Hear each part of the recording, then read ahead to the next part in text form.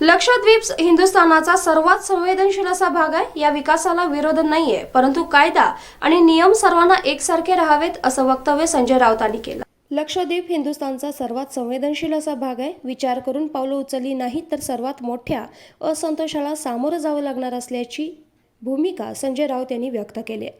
त्यासोबत छत्रपती संभाजीराजे महाराष्ट्रातील सन्माननीय नेते असून त्यांची भूमिका सरकारनं समजून घेणं गरजेचं असल्याचं म्हटलंय आणि सर्वात प्रमुख भेट ही नरेंद्र मोदींची हवी असंही संजय राऊत यांनी म्हटलं असून नरेंद्र मोदी यांच्या हातात हुकुमाचं पान आहे, त्यांनी ते टाकावं असंही म्हटलं आहे।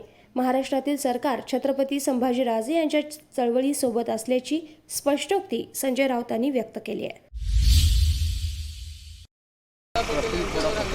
देखिए प्रफुल्ल खोड़ा पटेल जी है, एडमिनिस्ट्रेटर है लक्षद्वीप पे, उनके ऊपर कोई पर्सनल अटैक नहीं।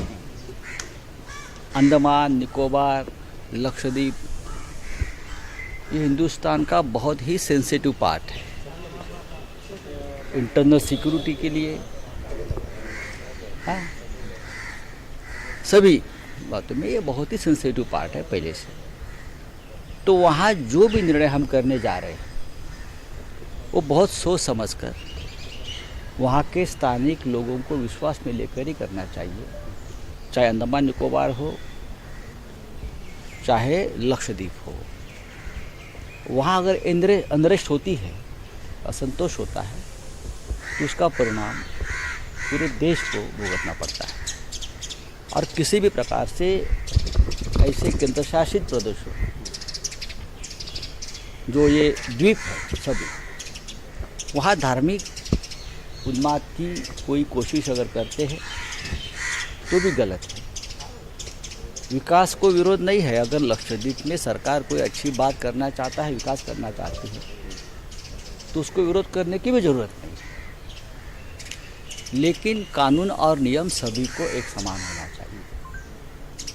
जैसे कि लक्षद्वीप में बीफ के बारे में कोई नियम आया है, ठीक है, आपने लाया है, लेकिन गोवा में तो बीफ बंदी नहीं है, केरल में नहीं है, नॉर्थ ईस्ट में जहाँ बीजेपी शासित राज्य है वहाँ नहीं है, और भी राज्य में है। तो सिर्फ लक्षद्वीप में अगर ये कानून लगाएंगे तो लोगों के मन में बहुत से सवाल पैदा होंगे। इसलिए चाहे एडमिनिस्ट्रेटर पॉलिटिकल अपॉइंटमेंट हो या कोई सिविल सर्विस से हो, ये सभी जो एरियाज है वहाँ के बारे में हमको अगर हम सोच समझकर कदम नहीं उठाए तो आने वाले दिनों में बहुत बड़ा असंतोष का सामना करना पड़ सकता है। संभाजीराजेंनी भेट घेतली काल आजी माजी मुख्यमंत्र्यांची आणि नवीन पक्ष काढावा अशी एक भावना आणि बघा असं आहे की छत्रपती संभाजीराजे हे महाराष्ट्रातले एक सन्माननीय नेते आहेत। सगळ्यांचं श्रद्धास्थान असलेल्या छत्रपती शिवाजी महाराजांचे वंशज आहेत। त्याच्यामुळे त्यांचा संताप किंवा त्यांची भूमिका ही सरकारने समजून घेण्याची गरज आहे, सरकार समजून घेत आहे।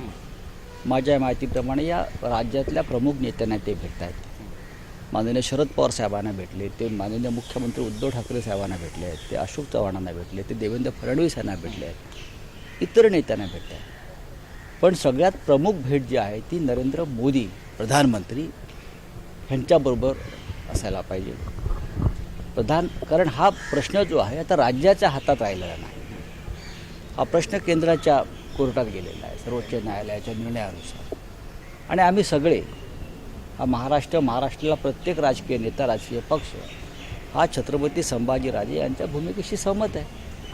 आपण सगळे उठून जाऊया प्रधानमंत्र्यांकडे।